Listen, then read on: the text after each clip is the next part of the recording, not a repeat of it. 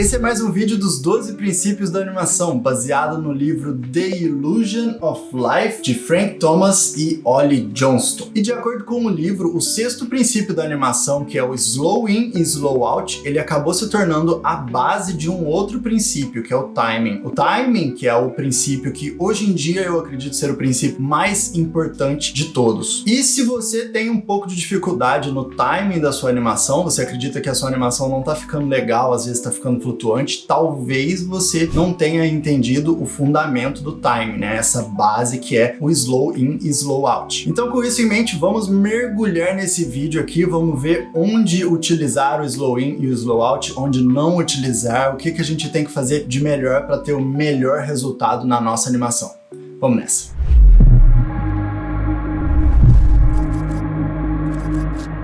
Fala galera, eu sou o Matheus, sou animador 3D, eu moro aqui em Vancouver, no Canadá, trabalho como animador já tem um tempo, já trabalhei para séries como Monstros no Trabalho, Wondla, Star Wars, Jovem Jedi, entre outros projetos muito legais aí. Mas vamos lá, de acordo com o livro, o sexto princípio da animação, Slow In e Slow Out, que também hoje em dia é conhecido como Easy In e Easy Out, a tradução do nome, tipo, a melhor tradução que eu posso dar para você entender melhor esse princípio é saída suave e chegada suave. Slow in ou easy in, slow out ou easy out, saída suave e chegada suave. E esse princípio ele tem uma história muito interessante, né? Que de acordo com o livro ele foi descoberto meio que por acidente. O que acontecia é que na época, quando os animadores 2D era tudo feito papel e lápis, eles faziam as poses mais importantes, assim como no princípio pose to pose, straight ahead ou pose to pose, mais especificamente pose to pose, a gente foca em planejar e fazer as poses principais primeiro, né? E quando o animador tava lá desenhando, ele fazia assim, tipo, vou focar e vou fazer essas poses aqui do meu personagem ficarem lindas, maravilhosas. E aí o que acontecia? Eles pensavam, eu não quero que esse desenho que eu fiz aqui, essa pose extrema ou essa golden pose, passe despercebido na minha animação. O que eu vou fazer? Eu vou fazer alguns desenhos nos próximos frames que são praticamente iguais, só com uma leve diferença para a saída do movimento do personagem, né? Então meio que, tipo, entre aspas aí, eles meio que tropeçaram nesse princípio, eles começaram a perceber que dava um efeito muito legal fazer vários desenhos parecidos na saída ou na chegada do movimento dos personagens, e isso começou a ser chamado como slow in e slow out. E a princípio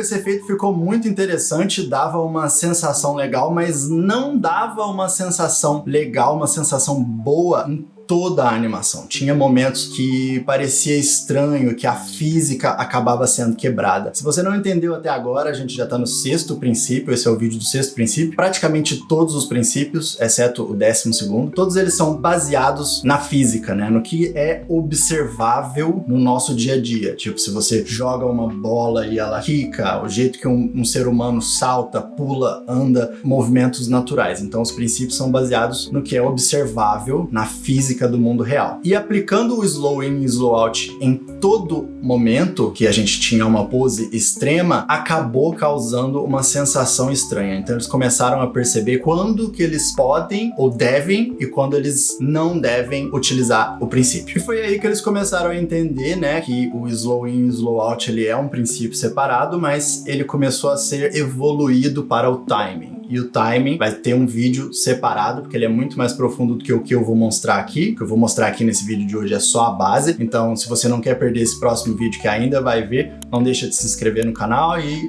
deixa o like aí, né? Por que não? Mas continuando aqui, vamos lá. Vamos entender tudo isso que eu tô falando na prática. Ó, só lembrando que a demonstração que eu vou fazer aqui vai ser no Maya, mas o princípio não faz diferença de qual software você tá usando. Assim como eu falei, esse princípio foi descoberto lá quando ainda era feito só no papel e lápis. Então, independente de onde você tá animando, os princípios vão funcionar. Então, eu vou só demonstrar no Maya aqui a princípio, depois eu vou mostrar em outros lugares. Beleza? Vamos lá. Então é o seguinte, eu tenho uma bolinha aqui, né? E se eu tivesse um movimento completamente linear, assim como eu tô vendo aqui na minha Graph Editor, o movimento da bolinha seria esse, né? ela chega nos extremos, todas as distâncias que a bolinha percorre de um frame até o outro, vamos dizer aqui do 1 até o 2, essa distância ela é igual em todos os momentos. A única diferença é que quando chega aqui, vamos dizer, aqui era uma posição extrema e aqui é uma outra posição extrema. Então a distância de todos os frames é exatamente igual. Isso quer dizer que aqui eu tenho uma completa ausência de slow in e slow out. Agora, se eu simplesmente aqui no Maya aplicar uma suavização, que eu posso apertar qualquer um desses botões aqui, ele vai fazer uma suavização na curva, certo? Então eu vou suavizar tudo e vou dar play aqui para vocês verem. Então dá para ver que tem bastante diferença, né? Se eu tenho linear, tum, tum, tem aquela sensação de que tá batendo em cima e embaixo. Agora, se eu tenho easy in e easy out, ou slow in e slow out, nos dois momentos mais importantes, que é em cima e embaixo, essa é a sensação que eu tenho. Então, o que acontece? Dá pra ver que a gente tem uma suavização nos dois momentos, mas não quer dizer que se eu tiver uma bolinha quicando, se toda vez que ela bate no chão, ela tiver o easy in e easy out, slow in, slow out, não funciona tão bem, né? Se a gente olhar aqui, por exemplo,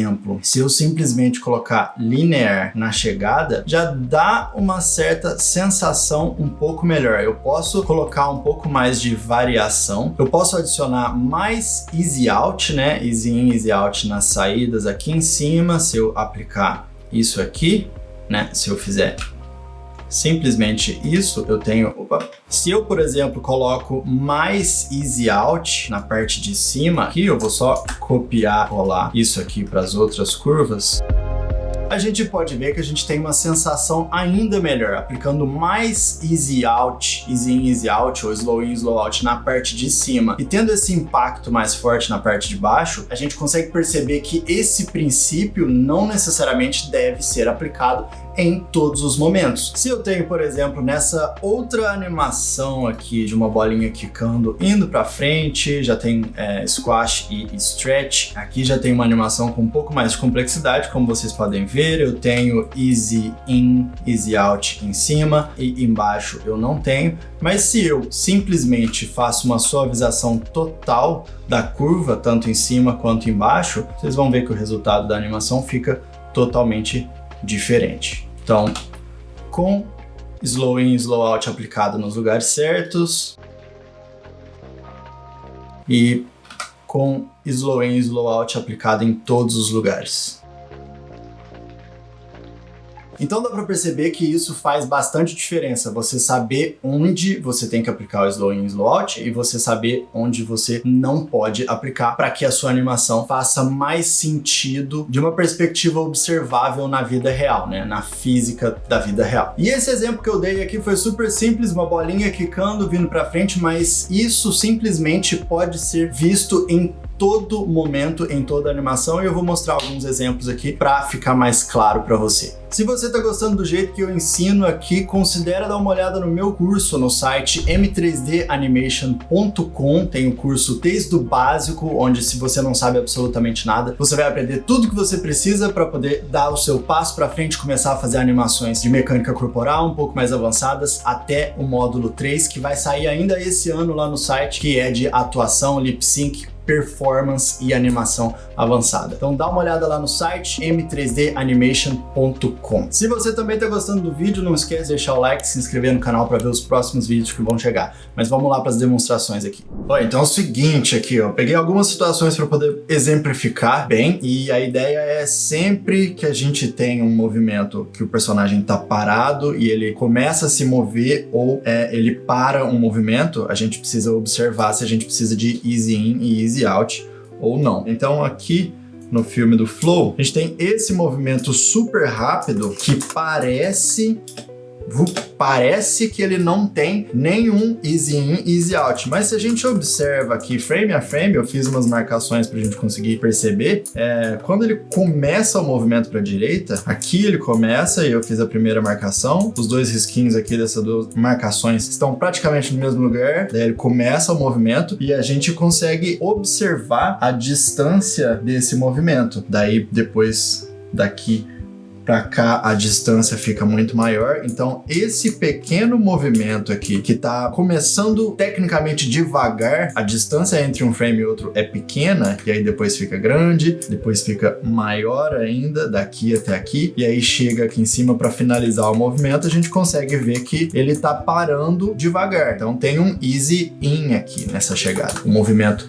fica bem mais lento. Aqui a gente tem uma outra situação que eu marquei. O personagem ele antecipa o movimento. Então aqui a gente tem uma movimentação. A distância que o nariz percorre ali de um frame para outro é praticamente a mesma. Aqui um pouco maior. Daí ele para e aí ele tem um easy out. Esse frame e esse frame, a distância é bem pequena um e outro. E aí começa a aumentar